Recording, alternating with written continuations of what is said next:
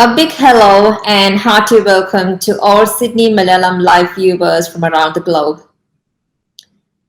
Today's exclusive interview is with a very special guest, a very prominent figure in India at the moment, regarding her fight for social justice and for basic human rights and associated issues. We have with us Shweta Bhatt, the life partner of Sanjeev Bhatt IPS, a brilliant and honest police officer who was a chief of the intelligence bureau in India at some point of time. And we know the rest of the story about him and where he landed up.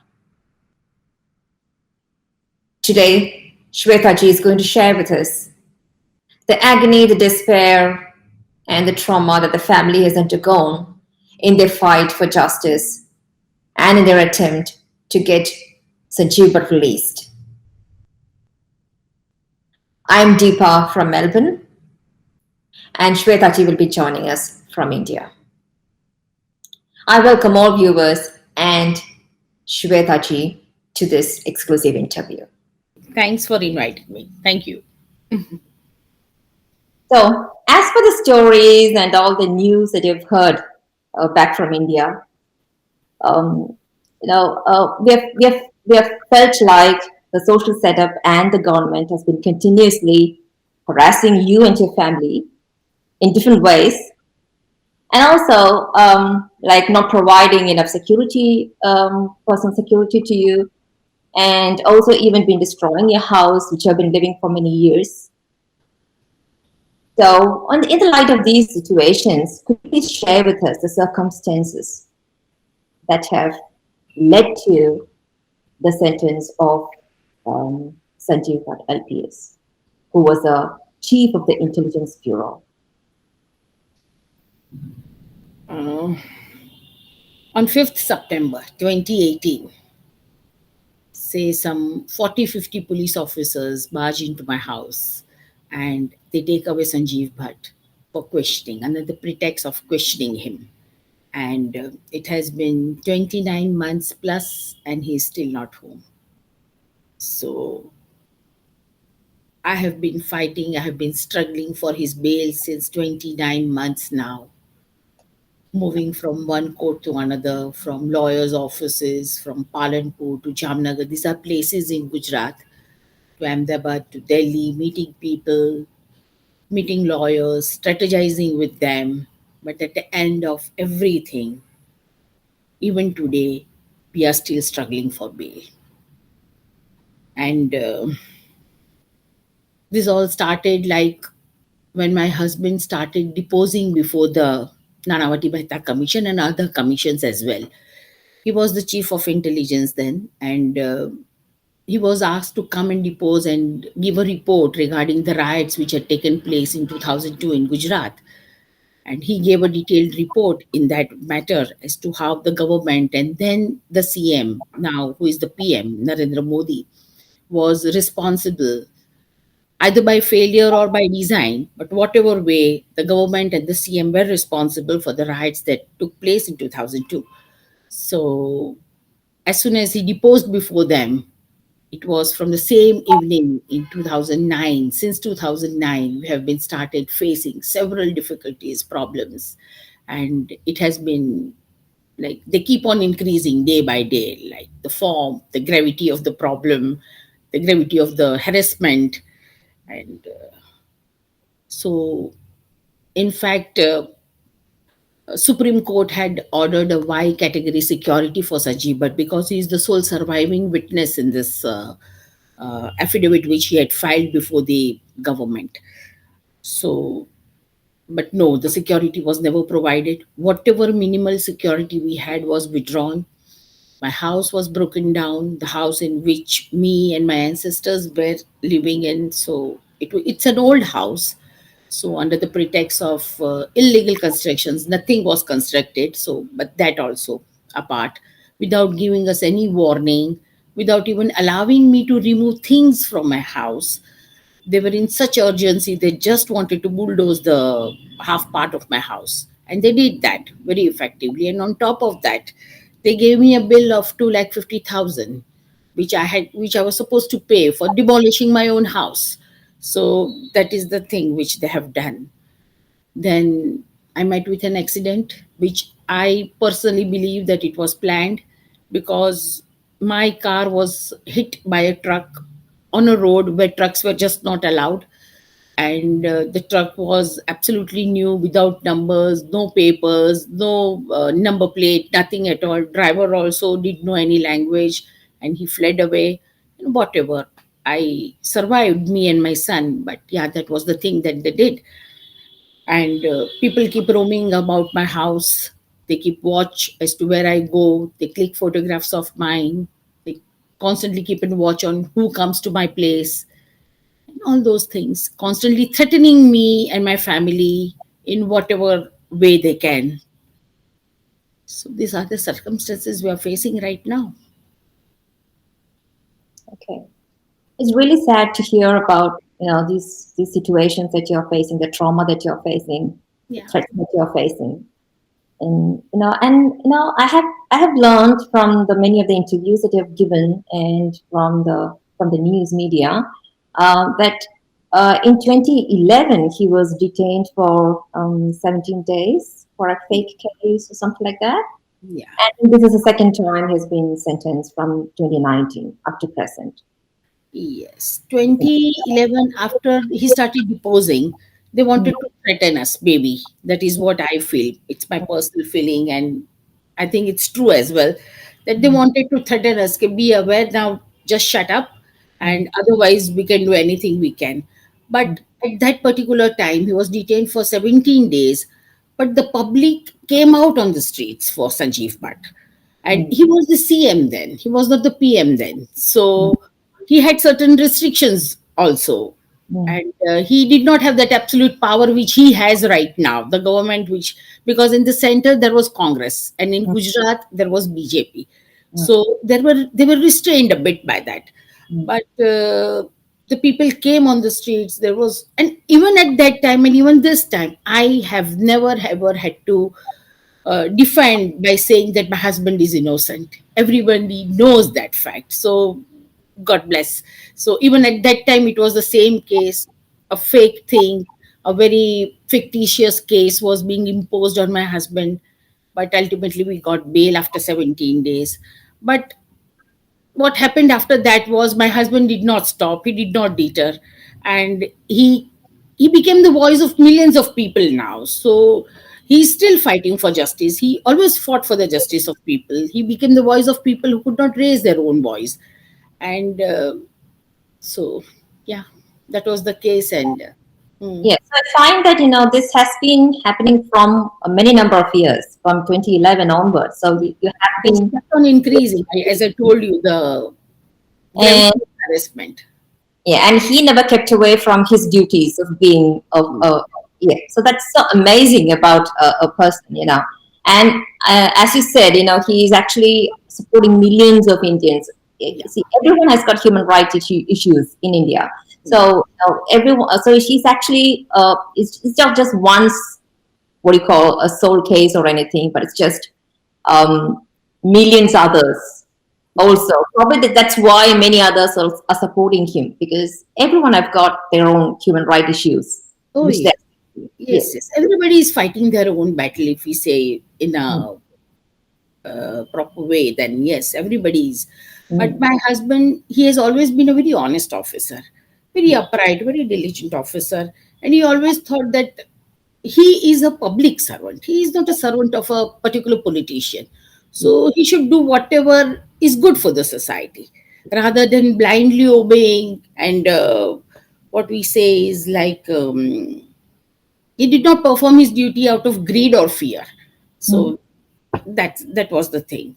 yeah, yeah. And the qualifications, like to be honest, to be upright, and to be competent, to be intelligent, are no more qualifications in this new India nowadays. So But millions are supporting him, so that proves that a man of principle has got a value in society. yes, absolutely, absolutely. He always says that it's a very unequal battle, and but we have to fight it. We have to fight it till finish. Yeah. And he fought for the people of India, for the people outside India, for each and every issues where justice was required. Yeah. And I fight for my husband's release. Yeah. So there is a difference between me and him. I'm a bit selfish person, maybe I can say that, Yeah. but I really want him to be free and come out. That's it. And Yeah. I'll It's keep not on being fighting selfish. till. It's definitely not being selfish because you're standing up for the right person, isn't it? Yes, yes. It's time we defend the defenders. That is what the case has to be. Yeah. Yeah. Yeah. So, how far have you proceeded in this fight for justice? And um, do you still believe that humanity is served in India, or and do you still trust the judiciary that you will get the justice in the long run? I really want to believe in that. I really try very hard to believe in that. But at times I'm disillusioned. Yes. At times I'm saddened by what is happening around us. Uh, See, since 29 months, I have been fighting for bail. My husband, see, I'll just tell you about a case in which he has been he's been implicated wrongly, maliciously, framed in a completely wrong case in a Mm, crime which he did not commit at all. mm, It's a 30-year-old case, in fact. mm, 133 people were arrested in Jamnagar district, Jam Jodhpur to be very specific. Advani ji had taken out the Rath Yatra that time, at that particular time, and he was stopped by Mulayam Singh later on. mm, There were riots everywhere in India, everywhere. And 133 people were arrested. They were rioters. They were arsoning the houses, they were demolishing the mosque, they were threatening. So they were rioters. They were, in fact, those people were arrested by the local police there. They were never arrested by Sanjeev Bhatt. They were never in his custody. They were never interrogated by him. They never faced Sanjeev Bhatt. So these were the people. Out of 133 people, one person dies after 18 days being released from bail. So he was never in the custody. It is not a custodial death. And no bruises, no internal external injuries, no postmortem report says that he was being tortured or whatever, no medical report, no forensic report, no histopathological report, nothing, no evidence at all. They could not find anything against Sanjeev Bhatt, and so ultimately, in order to wrongly frame him, they framed him in this case as a custodial death case, where not a single evidence is evident. So this is the and we're not given a fair trial. Out of 300 witnesses, they come out and say that only 30 people, we would just examine only 30 people, and those people who had no relevance, almost no relevance to the case. There were people who were called who used to take file from one room to another. You should have called the investigating officers, the people who had arrested them, the medical officers. None of them were called. We were not allowed our defense. Not a single defense witness was allowed. That is unprecedented. How can a person defend himself otherwise? We were not even allowed documents. A simple application for documents, that we need documents in the 30-year-old case. We need all the documents. We were not allowed. We still are not allowed. So, any application which we put forth in the court, any petition, be it anything for documents to bail, anything, it has been rejected. The only thing is it should be rejected. There are instances where I am in the court when our lawyers are speaking for hours and the judge goes off to sleep. He literally sleeps on the dais. There are cases of such instances. Constant delay on their part. Suppose if the hearing goes on, it's a bail hearing, it's a 20-minute process. In fact, if a bail has to be given, it's a 20-minute process. For that, we keep on arguing for months together. Then they sit on the judgment and they give the judgment for months together. Say, from if the hearing completes today, then we get a judgment after 3 or 4 months. So till that time, we are stuck. We can't go to a further court. We can't even do anything else.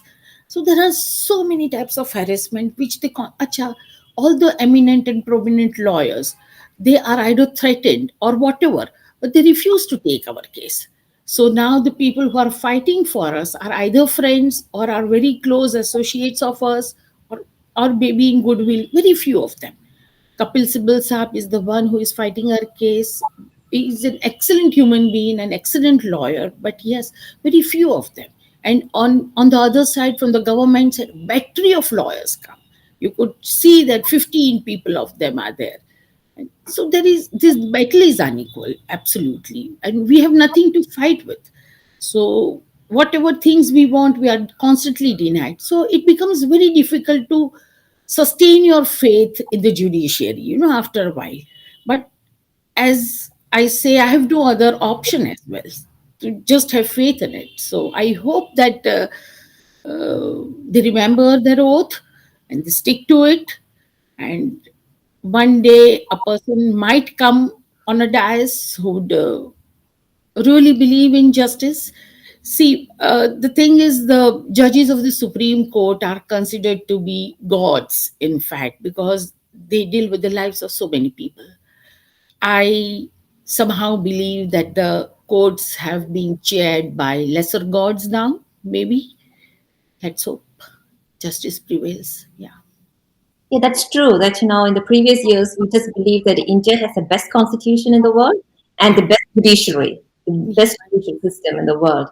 But we don't know whether it's how far it's been contaminated or adulterated in the present years. We don't know about it.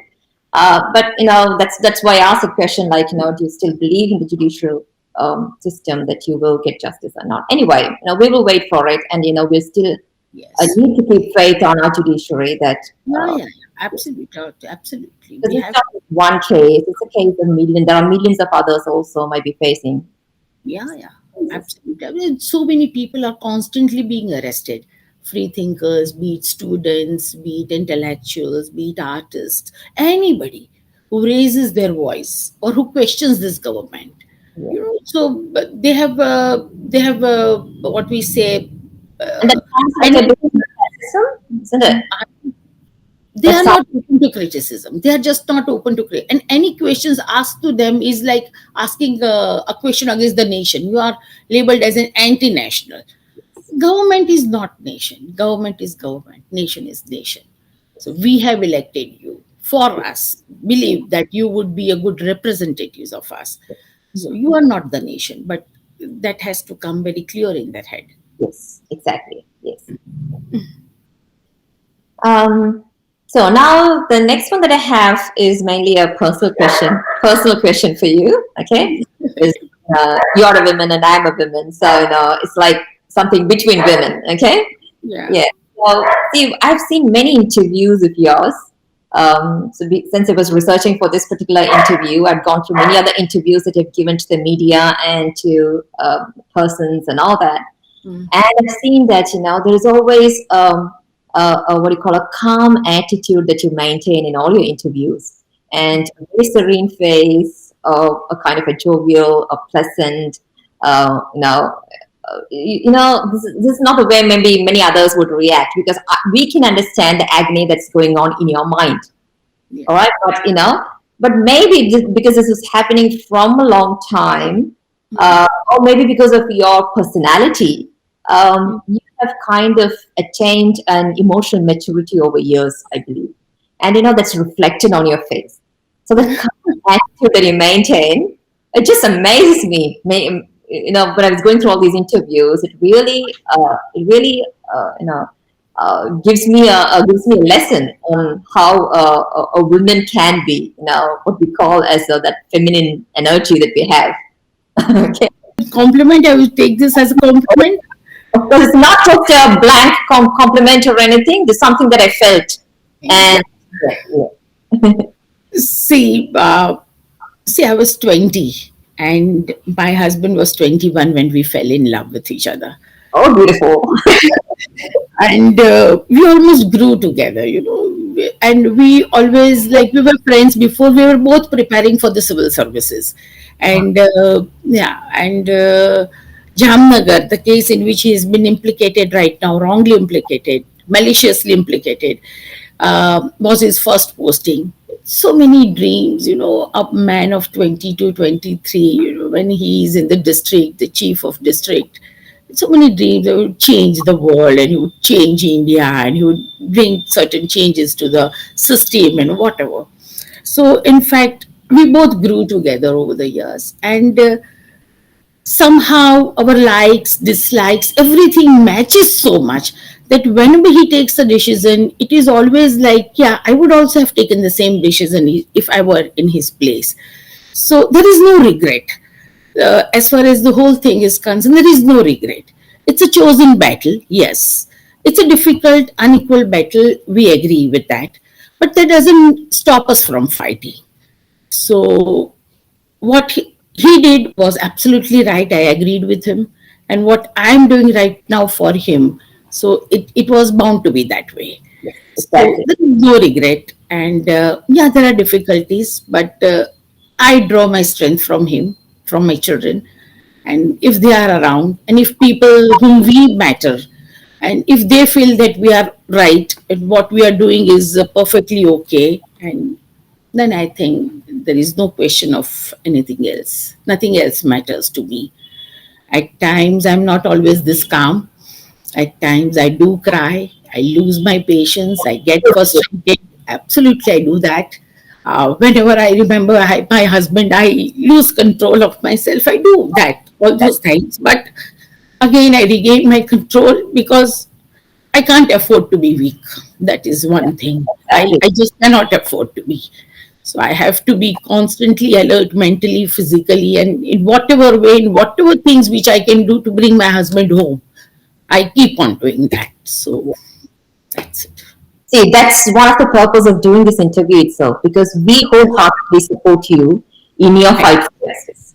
Thank Because you. the way that you're representing is not just about Sanjeev, but it's about representing the whole nation in Yes, terms of human rights, in terms of humanity, and yeah, so for all that, the justice that we need to have for our people. we need to have. See, democracy in India is dying, and we are just not aware of it. It is heading towards autocracy. We have to stop it. We have to stop it. It's a freedom struggle. It was a freedom struggle in 47. It is a freedom struggle now as well. Yes, The only thing is we are fighting with our own people right yes, now. exactly. And it becomes more difficult, fighting with our own people. It is even more difficult. Yeah. So it's a freedom struggle. People are constantly living in danger, in fear in India. It is not as glorious as is being portrayed outside. No, it is not. Yes, Everybody constantly, we can't use our phone. Phones are being tapped. We are being constantly watched. yes. We can't opine freely. We can't wear whatever we want. We can't marry a person. Intercaste marriages are still a taboo in India. And how can a government decide all these things? No, these are very personal things, but yet it is there. So there are so many things to be fought, and there are so many things which are to be questioned. So yes, it's a continuous fight, and we all, each and every one of us, will have to come together and fight for it. Because the thing is, see, in India what happens is people are afraid to fight, people are afraid to raise their voice. But as far as people outside India are concerned, you don't face that problem. So it becomes your responsibility more, to come out, to talk about things, and to agitate, to protest, to show your solidarity, and to make you, to shame these people. This is not proper. Whatever is happening is not proper, and we condemn this because it does matter to them, which we have seen in the past time. See the farmers' protest and all that thing. When people Yes, yes. come out in open and condemn, it does affect them. So whatever the issue you believe in, if you feel that no, Sanjeev Bhatt is right and he has to be released, because we need people like Sanjeev Bhatt, not because he's my husband, Yes. but we need brave people like him to come out and stand with us in a fight like this. So if you really feel, all the viewers and all of you, then please be together, defend him, fight for his justice, fight for his freedom, release Sanjeev Bhatt campaign, whatever you can do. So I need support from each and every one of you. It matters a lot because Okay, anyway, so we are basically Australian Indians or Indian Australian, however you call it. So, is there any specific way that we can help you? Something which you have in mind, which you would like to convey to the Indian Australians here? Show your solidarity loud and clear. That is the way, that is what I feel. Hmm. Shame the government, yes, that is another thing. Hmm. And ask for his release. I want him home. Children want him home. Nation wants him home. So yes, everybody. And he should be given justice. Yes. That's the main Top, thing. top of everything, so that's the key word. Like he has to get his justice. Yes. Yeah, justice has to be delivered. It Yes. has to be, because people are watching and they are wanting, they're trying to set an example out of people, which we don't want that to happen. You see any officer who doesn't follow our orders, see, this is the thing which is going to happen. That example should not be there. They should also know that if certain things are done, wrong things are being done to any person, be it a police officer or any person, society at large, people from India and outside will come together and they'll fight for that person. So we'll be answerable to lot many people at the end of the day. That has to be shown. That solidarity has to be shown. And it has to be continuously shown. It just you tweet today or you show your solidarity today and then we forget about it. No, till he comes home, we have to keep on doing whatever we have to through all these mediums. See, the made Zoom, made radio, made protest, made whatever things that come to your mind. But we have to pull more people in. We have to do whatever we have to show the solidarity and again underline shame the government. Yes, we have to do that. Yeah. So in between, can I ask you a question? Like, what is the status now of your journey to that, to that justice or to release, to getting released? Still fighting for bail. Still fighting for bail. How can a person fight his own case when he is not outside? Exactly. Yeah. It is his basic right. Bail is his basic right. To fight for his innocence is his basic right. Mm. To provide him with things which he needs to fight, basic documents, basic lawyer, all those things he needs to fight. You have to give him defense witnesses to put forth his case.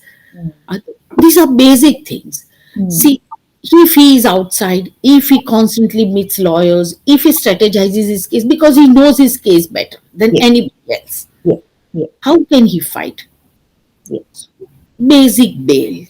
We want him out. Okay, he will fight, but we want him out at any cost. That is the thing they are denying. It is unprecedented. What is the basic stumbling block, or what reason they put forward to deny that? Nothing at all. Nothing at all. They don't give a single reason. They don't open the file at all. The lawyer keeps on arguing. They don't even open the file. And they simply say that rejected or we don't want to entertain. See, recently we went to the Supreme Court with two of our bail things, and they did not entertain our file. How can a judge of the Supreme Court say that he would not like to entertain a matter? It is just unprecedented. When we are uh, like agree, like when we are not satisfied from the judgments of the lower courts, Supreme Court is the only place where we go. And they have to take a decision. They have to hear us. How can they deny hearing us? But this is what happens. And the media is not taking interest. Media here is absolutely sold. So, like, it's difficult, very hard times, very tough times. And yet you have to fight. So, as I told you, at times I do get disillusioned, at times I do get frustrated, and yes, but then But again, next thing choice, as happens. you said. Yeah, you don't have a choice. I can't afford to. I just can't afford to. So the next morning again, I gather all the strength which I can and again start out. Yes, till he comes back home. I think when he comes back home, I'm going to sleep for couple of days. I haven't slept for so many nights now, months together. I just want to shut off in a room and just go off to sleep. Nothing else. I hope that day comes very soon. Yes. Yeah, I think it will happen very soon. We'll keep that positive attitude, and we'll keep it Absolutely. fair. I have to, and I am absolutely sure I'll bring my husband home at any cost, whatever I have to do. I'll keep on fighting, and I'll definitely bring him home. So that's a promise which I have given to myself. Yeah. So And your determination would win, that's for sure. yeah, definitely, definitely. Yes, There is God upstairs. So yes, He is seeing and He is listening, and there is an ultimate justice as well. So look forward to that. yes, yeah. And there is a Yes, support.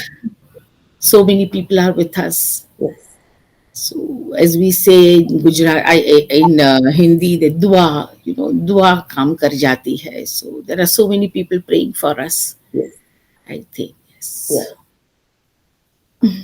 Yeah, so we'll keep that positive energy and keep moving. And Right. I know it's a fight for you every day. So every day is like a new fight for you. But Yeah. Every day, new problems, new harassments, new fight. exactly, we don't know from where it's No, going to come, in which form it's going to come, and how it's going no, to affect you. Yeah, yeah. How to defend also. So at that particular moment, you work out a strategy. So it's a continuous process. and how did your family react to these situations, and how did you overcome that trauma, and how did you socially and emotionally, um, uh, you know, how did you deal with these traumas? We are a very small family. Sanjeev's parents are not there. So at times I feel that it's good that they are not there. They could not have seen his son, suffer such a way. I have two children, yeah, both of them extremely supportive, extremely proud of their father. They are brave children of a brave father, yes. So they are a support system to me. And that's it. I have a brother and his family. So there are people, there are friends, very good friends who have always been together and they are still together. So we manage.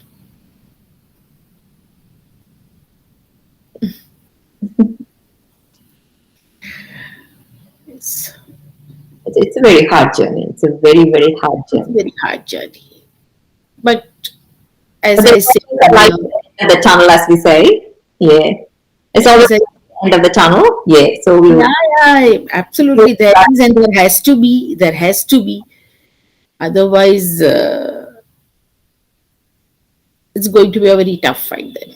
Yeah, And I need support of each and every person, each and every people. They have to come out now.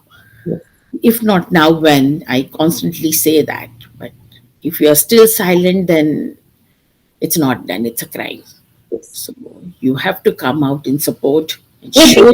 being silent means we are actually supporting all these crimes and all these kind of the fascist movements and things like that. Yeah, it has to be stopped. It has to be. Otherwise, they'll get bolder and bolder, more confident about what they are doing. Mm. And that would be the end of democracy then. So it is not for a particular person or for just Sanjeev Bhatt, or it is for the constitution at large, it is for the nation or country at large, and whatever. So, and we have to defend the defenders. So there is no doubt about that. Yeah. When they fight on behalf of us, deep inside their heart, they have a feeling that when need be, people will be there. So it is time for us now to be his voice, loud and clear. So we have to show solidarity. So there is no option to that. Yeah, we'll keep moving with that positive attitude, and we are all with you in this fight for justice. Thank you so Yeah. much. It counts each one of us. Yeah, yeah. Yeah, And I hope many would view this I mean this video, and yeah, they'll also support you in that, yeah, in thank different ways, in whichever ways that they can. Yeah, yeah, we'll give you assurance. So yes. yeah, so Let us thank hope for the best. And I'll give another interview when Sanjeev comes back home. So both of us will give an interview. you. That will be the moment we'll be looking forward to. Yes. Because I already fell for your love story that you told me before, and It has been 35 years of togetherness. Imagine. We have been together for 35 years now. So know each other so well and to have grown from each other. Yeah. Yeah. And yeah, the separation is haunting. Yes. Yeah. This is the first time we have been separated, isn't it? 2 years. 35 years. Continuous 2 years, isn't it? Yeah. 29 months to be specific. More than 2 years, yes. And that too for a crime which he never ever committed. But False it's identification.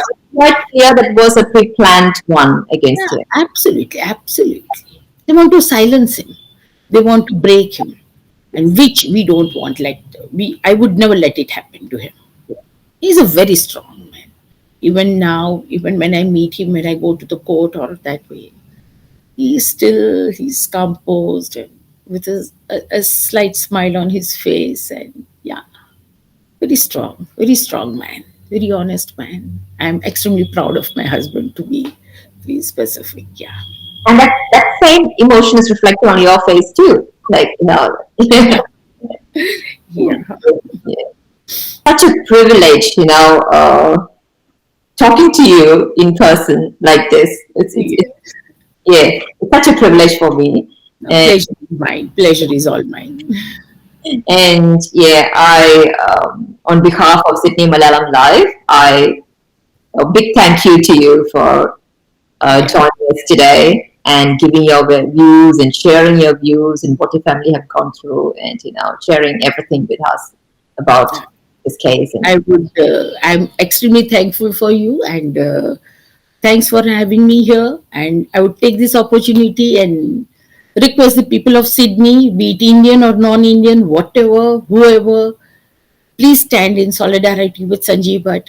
Pray for us and shame the government in whatever way you can. Yeah. And please pray for his release. That's it. And we're all with you. Thank you so much. Thank you so much. So that's a very sad and heart-wrenching story, a heartbreaking story that we listened to just now. This is an ongoing fight in India at the moment, and millions of Indians have joined this cause.